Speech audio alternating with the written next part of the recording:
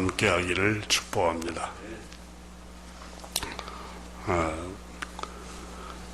이솝 5화에 나오는 이야기 하나 하겠습니다. 어느 날 어린 사슴이 큰 사슴에게 물었습니다.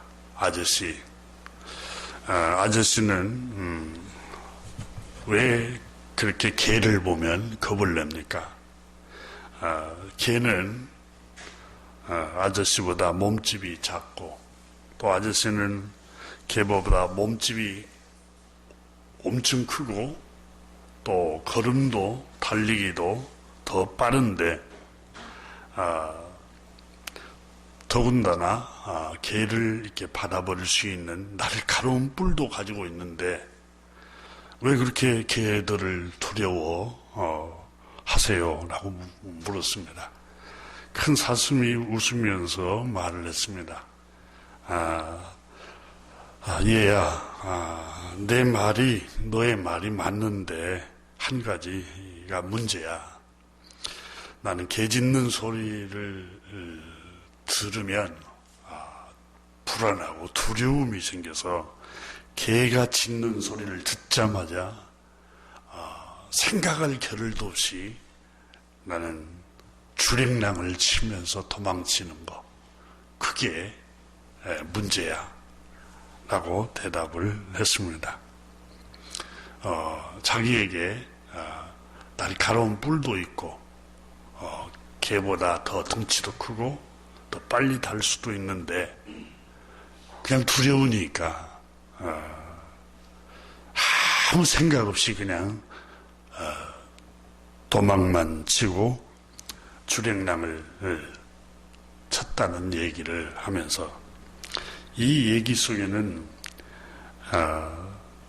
자신에게 재능이 있고 또 지혜도 있고 극복해낼 수 있는 지혜도 있고 이길 수 있는 힘도 있는데 그걸 생각하지도 않고 그냥 현실이 두려우니까 불안에 떨기만 하고 도망가려고만 한다고 하는 이야기를 우리에게 교훈을 주고 있습니다. 깊이 생각해 보면 날카로운 뿔로 찔러가지고 그 개를 자기를 잡아먹으려고 하는 개를 대적할 수도 있는데 그냥 생각할 겨를이 없어요. 자기는 무능하다고는 두려움 때문에 도망쳤다고 얘기를 하는 얘기입니다. 여러분 가만히 생각을 해보세요. 생각을 깊이. 하나님께서 우리에게 무엇을 기뻐하시는가? 그냥 한국 교회가 그렇게 신앙생활 하니까 우리도 다 그렇게 따라가고 또 이렇게 종교생활을 이렇게 하니까 다 그렇게 하고 그렇게 하지 말고 가만히 한번 생각해 보세요. 하나님의 뜻이 무엇인가? 하나님께서 오늘 성경에 신명기서 6장 18절에 여호와께서 보시기에 정직하고 선량한 일을 행하라. 생각해라. 하나님 보실 때 정직하고 선량한 일이 뭘까? 한번 생각해 보세요. 우리가 해온 신앙생활이 그게 하나님이 기뻐하시고 어렵게 생각하시고 선량한 일이라고 우리는 생각하면서 그 일에 열심을 내고 있지만 유대인들이 그랬습니다. 그러나 하나님께서는 예수님께서 말씀이 육신이 되어 오셔서 예수님께서는 마태복음 23장에 보면은 유대인들을 정죄하시고 심판하시고 너희는 지옥을 어떻게 너희 피할 수 있겠느냐. 그분들은 안식일을 거룩하게 지켰고 율법을 어김없이 지켰습니다. 금식을 규칙적으로 한 사람들입니다. 기도 생활을 시간을 정해놓고 하루에 3번씩 한 사람들입니다. 그런데 왜 주님이 그 사람들을 지옥에 갈 것이라고 말씀하셨을까요? 이소우화에 나오는 얘기처럼 그냥 다른박질 하듯이 종교생활만 하지 말고 한번 깊이 생각해 보라는 거예요. 오늘 성경에 여호와께서 창조주 하나님 보시기에 선량한 일이 뭔가? 창조주 하나님께서 무엇을 정직하게 여기시는가? 생각해 보라는 거예요. 종교생활의 열심은 물론 성경에 요한계시록에 차든지 덥든지 하라. 미지근하면 토해하겠다라고 말씀하십니다. 무조건 뜨겁게 열심히 하라는 의미만 들어있는 게 아닙니다. 그 문맥을 살펴보면은. 근데 이사야서 1장 12절에는 내 마당만 성전들만 열심히 밟고 다니는 거 역겹다. 또 그러셨어요. 그러니까 성경은 시대적인 그 당시의 상황과 배경이 있어요. 그래서 한 구절을 뽑아가지고 그것만 계속 하나님 뜻이라고 얘기하는 것은 올바른 하나님의 뜻을 발견할 수가 없어요. 여호와께서 오늘 보시기에 정직하고 선량한 일을 행하라. 그 구약 성경에서 하나님께서 정직하고 선량한 일을 뭐라고 말씀하셨느냐? 그걸 명령으로 주셨어요. 계명으로. 참 놀라운 축복이죠. 이스라엘 백성들은. 왜 축복이냐면 생각해 보십시오. 누가 이런 비밀을 알려주겠어요? 18절부터 19절 신명기 6장에 보면은 그리하면 내가 복을 받고 복 받는 비결을 누구에게 가르쳐 주겠어요? 어떤 이방인들, 어떤 민족에게 복을 받는 이 생명의 말씀을 들려주겠어요? 하나님께서. 그런데 이스라엘 백성들에게는 하나님이 복 받는 비밀을 보여주셨고 또 너를 대적하는 원수를 물리치고 승리하는 비결을 알려주셨고 아름다운 땅을 차지하는 복받는 비결을 하나님 말씀하셨습니다. 이스라엘 백성들은 은혜를 입은 사람들입니다. 마태복음 13장에 보면은 너희 옛 선지자들도 하나님의 말씀을 보고 듣기를 그렇게 해도 소원했지만 눈이 있어도 보지 못하고 귀가 있어도 듣지 못하고 하나님께서 은혜를 부어주지 않았다고 기록합니다. 그러나 너희는 들음으로 복이 있도다.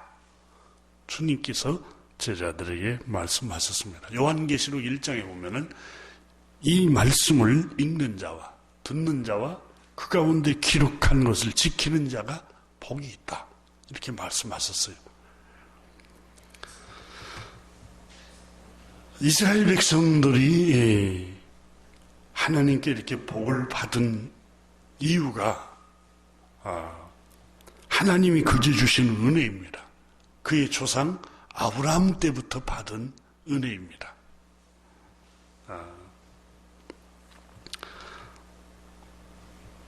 이사야서 51장 2절에 보면은 선지자 이사야를 통해서 하나님께서 이렇게 말씀하셨습니다. 너희 조상 아브라함과 너희를 낳은 사라를 생각해 보아라. 이스라엘아. 너희 손조 이스라엘, 너희 손조 아브라함 때를 한번 생각해 봐라. 사라 때를 한번 생각해 보아라. 아브라함이 혈혈단신으로 있을 때, 혼자 있을 때라는 말입니다.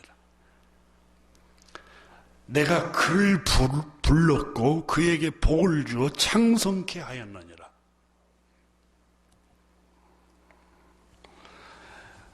이스라엘 자손들에게 하나님께서 말씀하셨습니다. 본래 아브라함은 홀홀단신이었단다. 혼자였고 자식을 낳지 못한 불행한 사람이었습니다. 하나님께서 복을 주시기 전에는 자식이 없었습니다.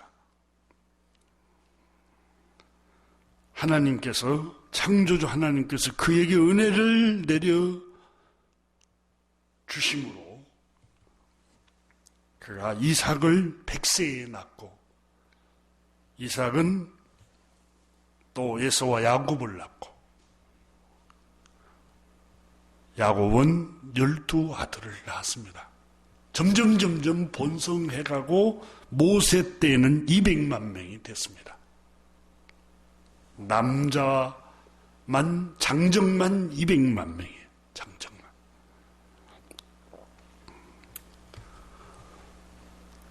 이걸 출애굽기 1장 20절에는 하나님이 그 산파들에게 은혜를 베푸시니 그 백성은 번성하고 매우 강해지니라.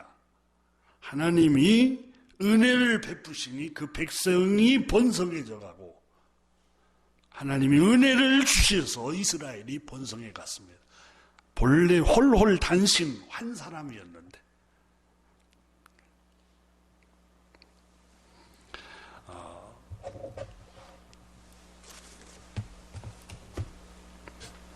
하지만 애굽 땅으로 이스라엘 백성들이 가나안 땅의 기근으로 인해서 풍요로운 나일강이 흐르고 있는 애굽 땅에 양식을 사러 내려옵니다.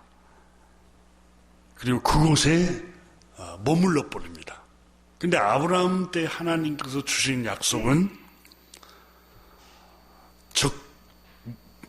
하란 땅을 떠나서, 갈대아를 떠나고 하란 땅을 떠나서 내가 너에게 지시한 땅으로 가라. 그게 가나안 땅이에요. 근데 그 가나안 약속의 땅에 하나님 거기서 복을 주겠다고 했는데 그 약속의 땅에 고난이 찾아왔어요. 기근이 찾아왔어요. 그 기근이 찾아온 것 때문에 그 약속의 땅에서 애굽 땅으로 내려가 버린 거예요. 그 자손들이. 물론 기근 때문에 요셉을 통해서 여기에 머물러라 했는데, 일단은 하나님의 약속의 말씀대로 가나안 땅에 머물지 않고 내려갔어요. 애굽 땅에. 잠시 굶주림은, 배고픔은 조금 피했지만 하나님께서 머물러라고 하는 그 가나안 땅에 머물지 않고 애굽 땅으로 내려간 불순종이 얼마만큼 불행을 가져왔느냐. 이스라엘 백성들이 430년간 노예 생활로 하나님께서 고통을 겪게 합니다. 여러분, 아담과 하와가 하나님 말씀에 불순종함으로 온 인류에게 죽음이 찾아오고 저주가 찾아온 것처럼, 또 아브라함이 자기도 애굽 땅으로 내려가려고 하는 유혹을 받고 내려가다가 아내를 뺏긴 경험이 있잖아요. 그래서 다시 가나안 땅으로 돌아와서 그 아들 이삭도 기근이 일무로 애굽으로 내려가려다가 하나님께서 이삭에게 글 아래서 나타나셔서 글 아래 애굽으로 내려가지 못하도록 막았습니다. 하나님, 내가 너에게 복을 주겠다. 기근을 잘 견뎌내라. 내가 나를 믿고 견뎌내라. 그리고 이삭이 그 말씀에 순종하여 애굽으로 내려가지 않습니다. 근데 아브라함의 자손들이, 12아들들이 야곱의 기근 때문에 하나님의 약속의 땅을 떠나서 애굽으로 내려가자 말씀에 불순종하고 하나님의 약속의 땅에 머물지 않고, 하나님의 약속의 땅이라는 말은 오늘날로 상징적으로 하나님 말씀에 머물지 않고 세상으로 내려갔습니다. 430년간 노예 생활로 학대를 받고 폭행을 당하고, 2살 아래 어린 나이는 낳자마자 나일강에 던져서 죽이고, 이런 고통을 430년간을 겪어야만 했습니다. 여러분, 저는 이 말씀을 준비하면서 그런 생각이 들었습니다. 말씀에 불순종한 결과가 얼마나 처참한가.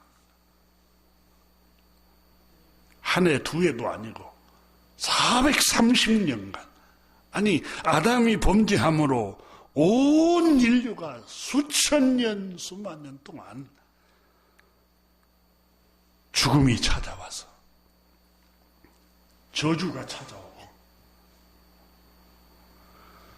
하나님의 말씀에 불순종하는 삶이 불행의 시작입니다. 불행의 시작.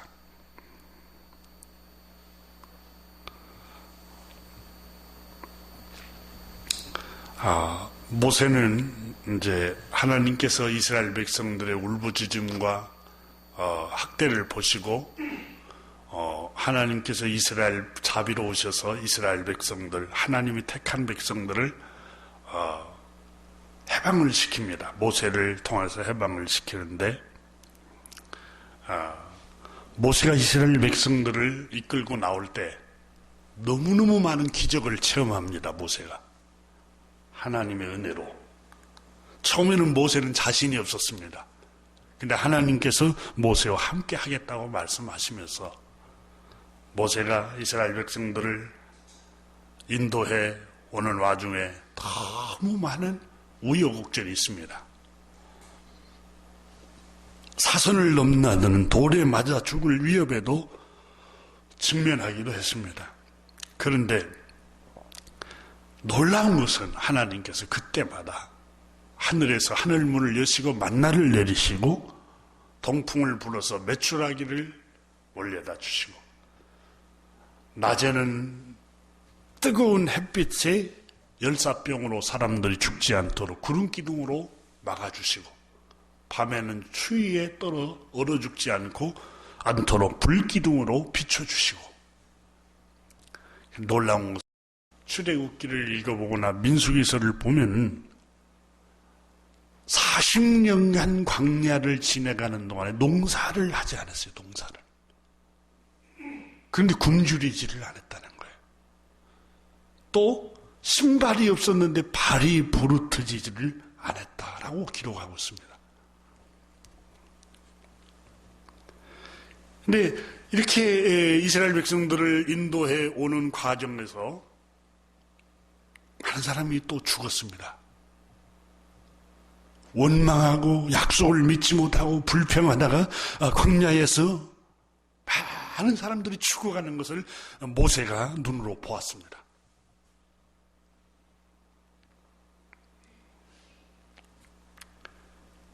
그리고 40년 가까이 되는 해에 이스라엘 백성들이 저 건너편, 요단강 건너편 가나안 땅이 보이는 모압 평지까지 이제 다 도착했습니다. 이제 이 요단강만 건너면 이제 적과 꿀이 흐르는 아름다운 땅, 하나님이 아브라함에게 약속했던 그 땅을 들어갈 수가 있습니다. 그런데 하나님께서 모세에게 나타나셨어요. 너는 안 돼. 너는 못 들어가. 너는 여기서 끝이야. 느보산에서 하나님께서 모세를 데려간다고 말씀을 하십니다. 그렇게도 그립고 사모하고 열망했던 하나님의 약속의 땅, 적과 꿀이 흐르는 그 아름다운 땅으로 인도하기 위해서 모세가 목숨을 걸고 애굽에 가서 바로 왕과 사투를 벌이면서 이스라엘 백성들을 인도하면서 이스라엘 백성들이 돌로 쳐 죽이려고 할 때도 그 위험과 위기를 다 극복하면서 그 위험한 광야를 다 지나서 이제 가나안 땅, 약속의 땅이 눈앞에 보이는데 너는 안 돼 라고 주님이 그렇게 말씀하시는 거예요. 그리고 그 약속의 땅에 들어오는 과정에 수많은 사람들이 광야에서 원망하고 불평하다 죽어갔어요. 하나님께서 너는 안 돼 라고 말씀하시다 이제 인생을 정리를 합니다. 모세가. 그리고 모압 땅에 이스라엘 백성들을 모아놓고 마지막 설교 내용이 이스라엘아, 하나님 말씀합니다. 여호와께서 보시기에 정직하고 선량한 일을 행하라. 그렇지 않으면 눈앞에 보이는 저 가나안 땅, 아름다운 땅에 들어갈 수가 없다. 마지막에 와서 다 와서 들어갈 수 없는 처지로 하나님께서 은혜를 거둬가 버릴 수도 있다. 이렇게 설교한 거예요. 오늘 성경 여러분 신명기 6장 18절 보세요. 마지막 부분에 보면 내 조상들에게 맹세하신 아름다운 땅을 차지하리니 여호와께서 보시기에 정직하고 선량한 일을 행하라. 그리하면 복을 받고 그 땅에 들어갈 것이다. 모세는 왜 못 들어갔을까요? 다 인도했는데. 모세가 여러분 가데스 바네아에서 하나님의 영광을 드러내지 않고 혈기를 부리잖아요. 분노하고 혈기를 부리고 지팡이로 바위를 치고 이스라엘 백성들이 혈기를 부린 거 하나님 기억하시고 너는 느보산까지야 이렇게 말씀하셨어요. 그래서 이스라엘 모세는 뼈에 사무치는 마음으로 피를 토하는 마음으로 이스라엘아 여호와께서 보시기에 정직하고 선량한 일을 행하라. 그리하면 복을 받고 그 약속의 땅에 들어갈 수 있을 것이다. 여러분 모세가 생각해 보세요. 모압 평지고 그 앞에가 요단강이에요. 그 요단강만 건너면 이제 가나안 땅이에요. 근데 이스라엘 백성들이 생각할 때 우리가 왜 약속의 땅을 못 들어가? 눈앞에 있는데 들어갈 수 있지? 근데 모세는 이스라엘아 하나님 보시기에 정직하고 선량한 일을 행하지 않으면 너희 눈앞에 보이는 저 가나안 땅일지라도 하나님의 은혜를 내리지 않으면 들어갈 수가 없어. 또 복을 받을 수가 없어. 그 땅에 들어갈지라도. 그리고 하나님께서 말씀합니다. 모세를 통해서 그 땅에 들어가서도 너희를 대적하는 원수를 쫓아낼 수 없고 그 너희를 대적하는 그 적과 꿀이는 가나안 땅의 원주민들의 애굽 땅에 노예 생활했듯이 거기에서도 너희가 노예가 될 수가 있어. 하나님의 은혜를 주셔야 돼. 지금 이스라엘 백성들에게 그렇게 말씀하고 있는 거예요. 그럼 하나님의 은혜를 내리고 은혜를 받고 하나님께 복을 받으려면 어떻게 해야 돼? 여호와께서 보시기에 정직하고 선량한 일을 행하라 이스라엘아. 그래 하나님이 너에게 은혜를 주시는 거야. 아름다운 땅에 들어갈 수가 있고 적과 꿀이 흐르는 약속의 땅을 차지할 수가 있단다. 그게 여러분 오늘 본문에 모세가 단순하게 한 얘기가 아니에요. 뼈에 사무치고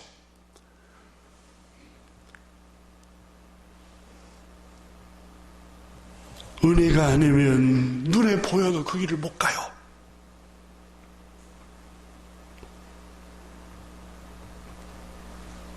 수많은 날 동안 그 위기를 다 극복하고 다 왔어요. 근데 너는 여기까지야. 하나님께서 말씀하시잖아요. 우리는 미래에 대해서 꿈을 꾸고 여러 계획을 세우지만 하나님 은혜 아니면 여기까지예요. 바이러스 들어와서 여기서 생명이 끝날 수 있어요. 불의의 사고로 여러분 운전을 하다가 이번 주가 마지막일 수도 있어요.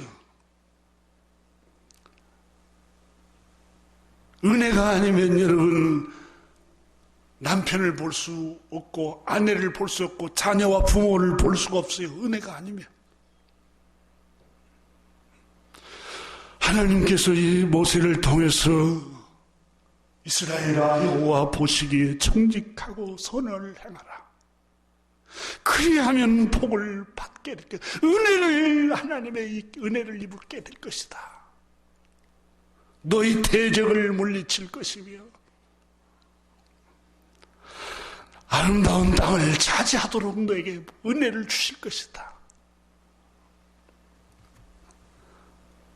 우리 인생이 순간순간 하나님의 은혜가 임해야 합니다. 하나님의 은혜가 아니면 우리는 안전하게 생존할 수가 없습니다.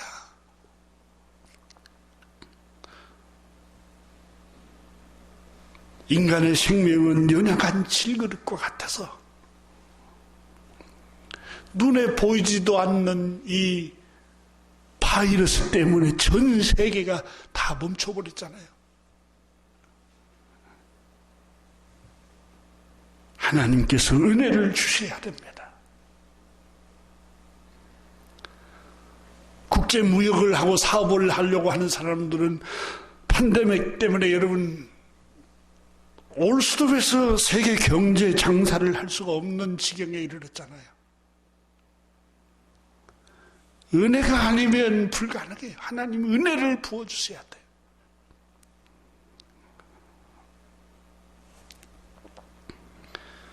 은혜 아니면 살아갈 수가 없네. 호흡마저도 다 주의 것이니 세상 평안과 위로 내게 없어도 예수 오직 예수뿐이네. 은혜 아니면 살아갈 수가 없네. 호흡마저도 다 주의 것이니 정말 은혜가 아니면 살아갈 수가 없어요. 오늘 집을 나서기 전 기도했나요? 오늘 받을 은총 위에 기도했나요? 하나님 나에게 은혜를 주세요.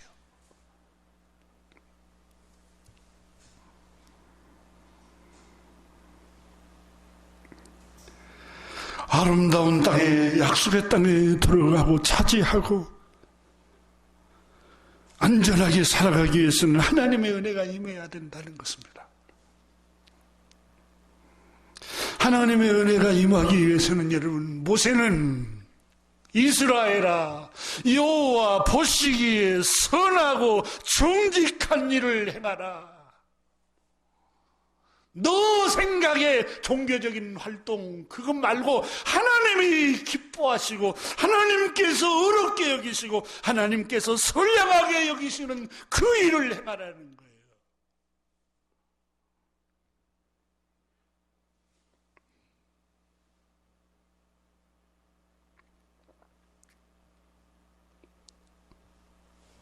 정말 은혜가 아니면 우리는 살아갈 수가 없습니다. 가정에도 하나님의 은혜를 내려주셔야 되고 부부관계도 하나님의 은혜를 내려주셔야 되고 부모와 자식관계도 하나님의 은혜를 내려주셔야 돼요.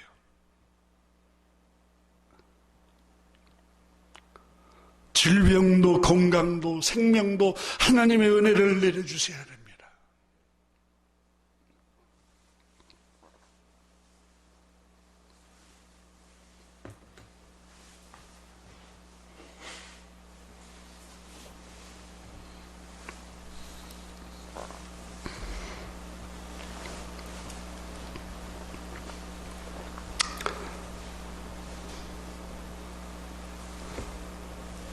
여호와께서 보시기에 선량하고 정직하고 의로운 일이 뭘까요? 하나님의 명령, 계명을 지키는 일입니다. 다시 말씀드리지만 구원은 계명을 지켜서 받을 수가 없습니다. 완벽하게 인간은 지킬 수가 없어요. 죄인이기 때문에 하나님이 그저 주시는 선물로 구세주 우리 구주 예수 그리스도를 믿음으로 구원은 하나님이 은혜로 주신 선물입니다. 축복은 그러나 계명에 순종할 때, 말씀에 순종할 때 하나님께서 축복을 주십니다.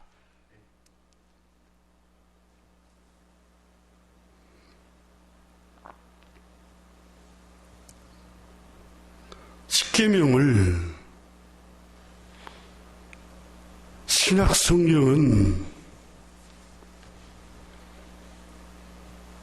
두 계명으로 요약을 했습니다.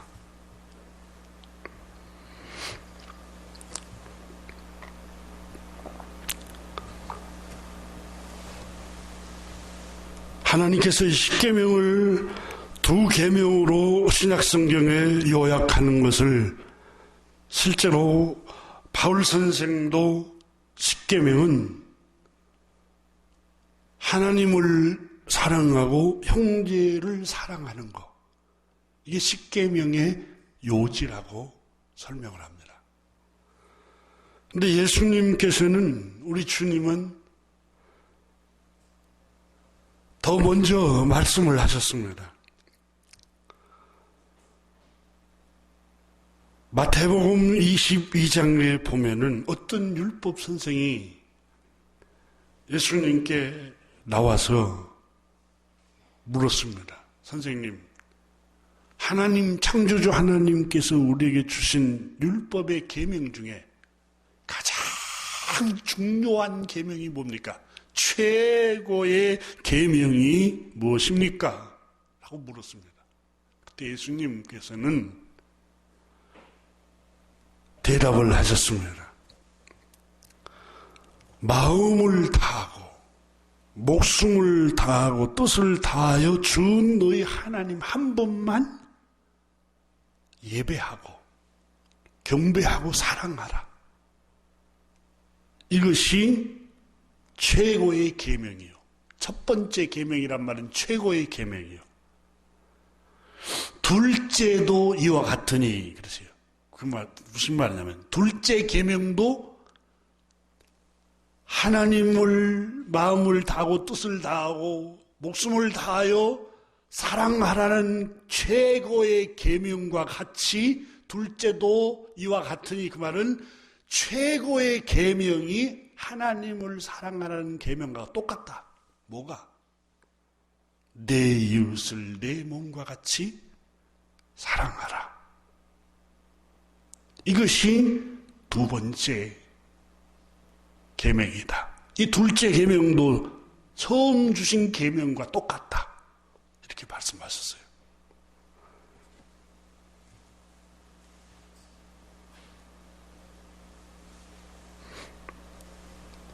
그래서 사도 요한은 요한일서에 이렇게 말씀했습니다. 보이는 형제를 사랑하지 못하면서 보이지 않는 하나님을 사랑한다는 말은 거짓말이다. 이랬어요. 그래서 사도 요한은 형제의 사랑을 하나님 사랑의 척도로 얘기를 했어요. 우리는 교회 열심히 하고 종교적으로 열심히 하는 걸 하나님 사랑이라고 이렇게 표현을 했는데, 사도 요한은 사람의 생명을 사랑하고 내 이웃을 사랑하는 게 하나님 사랑하는 척도라고 말씀하셨어요.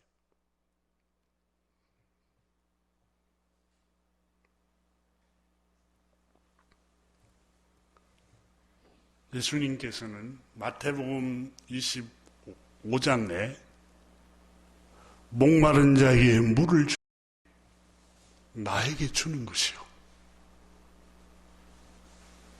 배고픈 자에게 먹을 것을 주는 게 내가 배고팠을 때 먹는 걸 주는 것과 같다. 동일시하셨어요. 인간의 아픔을 자기의 아픔으로 동일시하셨어요. 그렇다면 여러분, 사람의 생명을 사랑하고 사람의 인격을 존중히 여기는 것은 하나님 사랑의 표시예요. 사람을 무시하는 것, 사람의 생명을 경시하는 것, 종교 생활입니다. 하나님 사랑이 아니에요. 그건 종교의, 이방 종교에 불과해요. 정말 우리가 창조주 하나님과 우리 주 예수 그리스도를 사랑한다면 그분이 말씀하신 대로 내 이웃을 내 몸과 같이 사랑하라. 내 몸과 같이 사랑하라는 말은 여러분 자신을 어떻게 사랑합니까? 여러분 자존심 건드리면 기분 나쁘잖아요. 자기 자신 체면을 구기면은 여러분 자존심 상해하고, 자기 자신을 다른 사람이 나를 무시하는 걸 느끼면 어떤 느낌이 듭니까? 내 이웃을 내 몸과 같이 사랑하라는 말씀은 내 이웃, 상대방, 타인, 내 이웃에 관해서 너의 생명처럼, 너의 인격처럼, 너의 자존심처럼, 너의 체면을 존중하듯이 그의 인격과 그의 생명을 배려하라, 그 말이에요. 배려하라. 이 의미예요. 이걸 주님이 선하게 여기시고 이것을 주님께서 정직하게 여기시는 일이에요.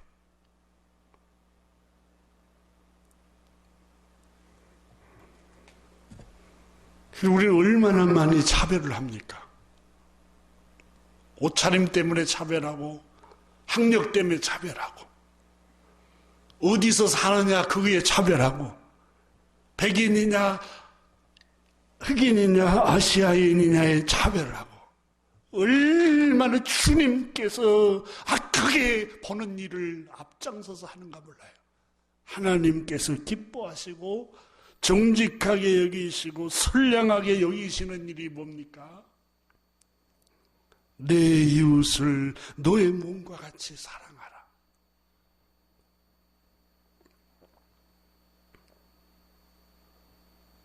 나의 인격처럼 상대방을 생각하는 거예요.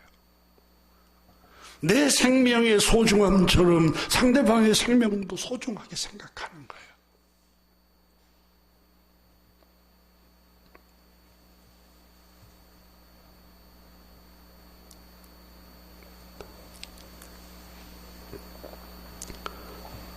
그럼 내 이웃이 누구일까요? 내 이웃이. 주님께서는 마태복음에 강도 만나서 상처를 입고 쓰러진 사람을 이웃이라고 분명하게 말씀하셨습니다. 아주 성숙하고 정말 사랑이 높은 수준에 올라와 있는 상태를 말합니다. 그런데 제일 먼저는 여러분, 내 이웃 중에 사람을 사랑하라는 계명 중에 오늘 읽은 신명기 5장의 말씀 가운데 16절부터 21절까지 사람에 관한, 이웃에 관한 계명을 주셨는데 제일 첫 번째 이웃이 너의 부모. 우리는 이런 질문을 할 수 있습니다. 아니, 내 이웃 중에 가장 가까운 이웃이 남편이고 아내 아닐까? 근데 성경은 부부관계는 이웃이 아니라고 말씀합니다. 창세기 1장 24절에는 이웃이 아니라 한 몸이라고 그랬어요. 마태복음에도 또 에베소서에도 아내와 남편은 한 몸이에요. 한 몸. 이게 아내를 소홀히 여기는 자는 자기를 소홀히 여기고, 남편을 소홀히 여기는 자는 자기를 소홀히 여기고, 아내나 남편을 무시하면 자기를 무시하는 것과 똑같은 거예요. 한 몸이라고 말씀하시는 거예요. 한 몸.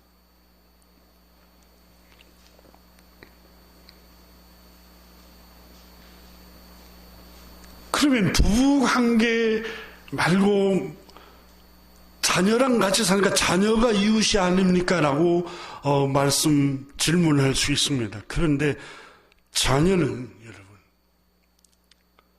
하나님께서 이웃이라고 칭하지 않고 자녀라고 칭한 이유는 마태복음에 말씀하셨습니다. 너희가 악할지라도 자식에게 아무리 악한 사람도 자기 자식에만큼 좋은 것을 주려고 하는 거예요. 자식 잘 되기를 바라고 자식을 위해서는 다 희생도 하고 계명으로 안 줘도 계명으로 하나님이 명령을 하지 않아도 사랑하게 돼 있어요. 그래서 첫 번째 이웃 중에 하나가 부모님입니다. 너의 어머니와 너의 아버지.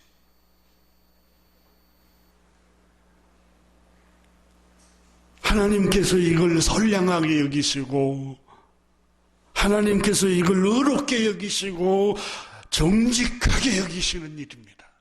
축복의 통로예요.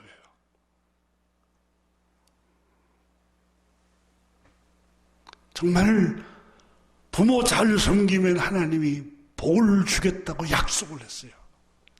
에베소서 6장에 하나님께서 말씀하셨어요. 내 주 안에서 내 부모에게 순종하라. 부모를 공경하라. 그러면 땅에서 잘 되고 장수하리니 약속 있는 첫 계명이다. 하나님이 약속이 주어져 있다. 계약을 네가 부모에게 주 안에서 순종하고 부모를 공경하고 부모에게 효를 하면은 하나님께서 땅에서 복을 주겠다고 약속을 해놨어요. 약속 사인을 해놨어요. 부모에게 소홀히 하고 복을 받기를 원하면 불가능합니다, 여러분. 하나님 복을 거두가 버려요. 물질의 복은 줬어도 건강의 복을 거두갈 수도 있고 늘 근심과 번민 속에서 살아가도록 평안의 복을 거두가 볼 수 있어요. 물질적으로는 풍요로운데 하나님이 그런 복을 주시지 않을 수 있어요. 여러분, 부모에게 잘하는 걸 보면은, 잘하는 사람을, 잘하고 효도하는 사람을 보면은, 하나님이 기뻐한 사람이다. 틀림이 없습니다. 하나님, 창조주 하나님께서 선량한 일을 행하신다고 칭찬하는 사람이다. 정확합니다.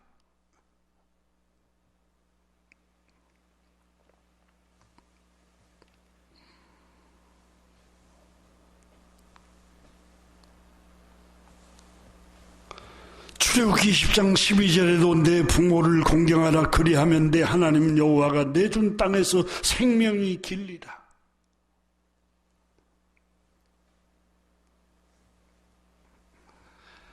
레위기 20장에는 만일 누구든지 자기 아버지나 어머니를 저주한 자는 반드시 죽일지니 자기 아버지와 어머니를 저주한 자는 죽이라고 하나님께서 명령하실 정도로 부모에게 소홀히 하고 부모에게 불효하고 부모를 괴롭히고 부모를 저주하는 자는 하나님이 죽여버릴 정도로 미워하신다는 거예요. 하나님이 창조주 하나님께서 선량하게 여기시고 창조주 하나님께서 기뻐하시는 일이 무엇인가? 부모에게 효도하는 거예요.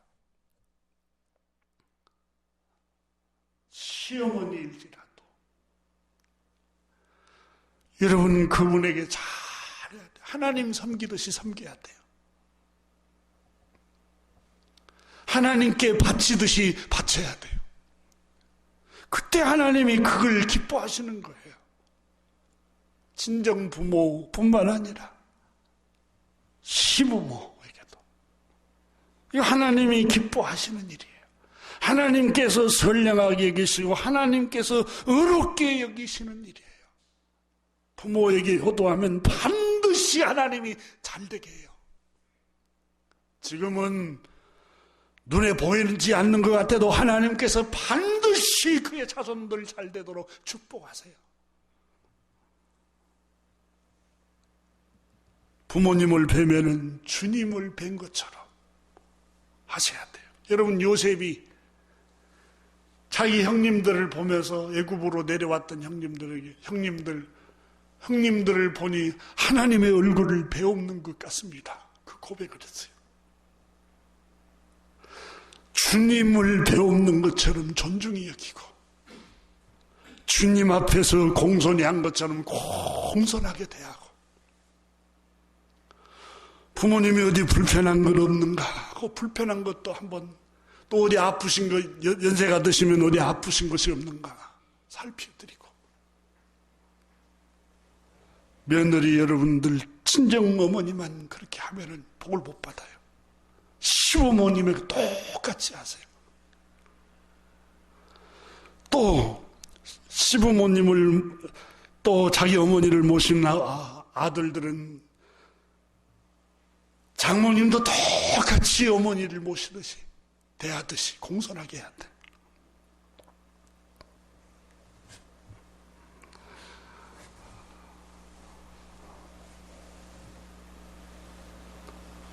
그리고 오늘 본문 말씀에 하나님께서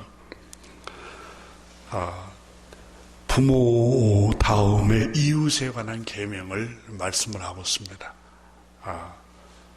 살인하지 말라, 간음하지 말라, 거짓 증거하지 말라, 도적질하지 말라, 내 이웃의 것을 탐내지 말라.